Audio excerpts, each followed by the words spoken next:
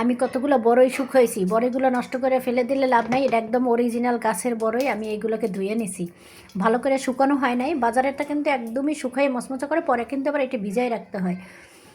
আমি এগুলো ভিজাই নাই, এগুলো যেটুক শুকানো আছে আমি সেইটাই মানে একদম নরম করে আমি শুকাই নিছি। বেশি মচমচা করলে এটা আবার ভিজাই রাখতে হয়তো অনেক টাইম, শুধু শুধু সময় নষ্ট করে লাভ নেই। আমি একটা মশলা বানাবো, একদমই সহজ উপায়। আমি আজকে ইয়েটা বানাবো। এটা হচ্ছে মৌরিটা একটু তেলে তারপরে আমি এটাকে গুঁড়ো করে নিই। আচারটা বানানোর জন্য একটা কড়াই দিয়ে দিলাম, চুলাটা আমি ধরাই দিছি। আমি খুবই সহজভাবে বানাবো, যাতে মানে ঘরে থাকা উপকরণ দিয়েই বানানো যায়। এখানে হাফ কেজির মতো বড়ই হবে। আমি তেলটা দিয়ে দিলাম পরিমাণ মতো। এখানে একটু তেজপাতা দিয়ে দিই, তেজপাতাটা দিয়ে একটু গরম করে নিই।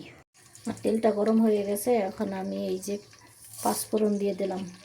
পাঁচফোড়ন বেশি দিলে কিন্তু তিতে লাগে। বড়ই যতটুকু থাকবে সেই পরিমাণ আন্দাজ করে আপনাদেরকে দিতে হবে। একটু ফুটে উঠলেই এটা হয়ে যাবে। পাঁচফোড়ন ফুটতে কিন্তু বেশি সময় লাগে না, একটুই হয়ে যাবে। পাঁচফোড়নটা ফোটার পরে আমি এখানে রসুন কুচি নিচ্ছি, 3 থেকে 4 কোয়া হবে আমার রসুন। আসলে এটা হচ্ছে মাপের উপরে, বড়ই যদি বেশি হয় রসুনটা বেশি দিতে হবে, মশলা বেশি দিতে হবে। এটা যতটুকু বানাবেন সেই আন্দাজে দিতে হবে। আমি রসুনটা একটু ভেজে নিই, রসুনে পানি থাকে না, এই জন্য আসলে সহজে হয়ে যায়। আর সরিষার তেলে কিন্তু খুবই ফেনা উঠে, দেখাও যায় না। তারপর এখান থেকে দেখতে হবে একটু বাদামি কালার হলেই হয়ে যাবে। বাদামি কালার হয়ে গেছে, এখন আমি যে বড়ইগুলো ধুয়ে রাখছিলাম সেগুলো দিয়ে দিই, দিয়ে একটু নেড়ে নিই। রসুনটা দিয়ে আমি একটু আদার গুঁড়ো দিয়ে দিব। এখানে 1 চা চামচের মতো আমি আদার গুঁড়ো দিব। আপনাদের কাছে যদি আদার গুঁড়োটা না থাকে আপনারা কিন্তু কাঁচা আদাটাও দিতে পারেন। এখন একটু নেড়ে নিই। এখানে আমি একটু টক হওয়ার জন্য একটু ভিনিগার দিয়ে দিই, এই 1.5 টেবিল চামচের মতো, মানে 1.5 টেবিল চামচ না, এটা হলো 4 চামচের মতো আমি ভিনেগার দিয়ে দিলাম। আর দিয়ে দেবো একটু মরিচের গুঁড়ো। ঝালটা আসলে যার যার পছন্দ, এটা তো বলার কিছু নাই। জাল টক আপনাদের ইচ্ছা, যে যতটুকু খাইতে পছন্দ করেন সে ততটুকু দিয়ে দেবেন। দিয়ে এখন এইটা একটু জাল দিয়ে নেব। মরিচের কাঁচা গন্ধটা চলে গেছে, এখন আমি এখানে 2 টেবিল চামচের মতো পানি দিব। যেহেতু বড়ইটা একদমই কাঁচা, মানে বেশি শুকনা না, আমি এটা ঘরেই বানাইছি গাছ থেকে পেরে, এই জন্য এইটা বেশি পানি দিতে হবে না, এটা এমনিতেই সিদ্ধ হয়ে যাবে। আর যদি আপনাদের বড়ই অনেক দিনের শুকনো হয়, বাজার থেকে কেনা হয়, সেখানে একটু পানির পরিমাণটা আপনারা একটু বাড়াই কমাই দিতে পারেন। এখন এটাকে আমি পানিটুক না টানা পর্যন্ত আমি এটাকে জাল দিয়ে নিব। যতটুকু আমি পানি দিয়েছিলাম পানিটা টেনে কিন্তু এই যে তেলটা বের হয়েছে। এখন আমি এখানে গুড় দিয়ে বানাবো কালারটা সুন্দর হওয়ার জন্য। এখানে কিন্তু আপনারা চিনিটাও দিতে পারেন, যেহেতু আমার কাছে গুড় আছে কালারটা সুন্দর আসবে, এই জন্য আমি এখানে গুড় দিয়ে দেবো। মিষ্টিটা যার যার পছন্দ।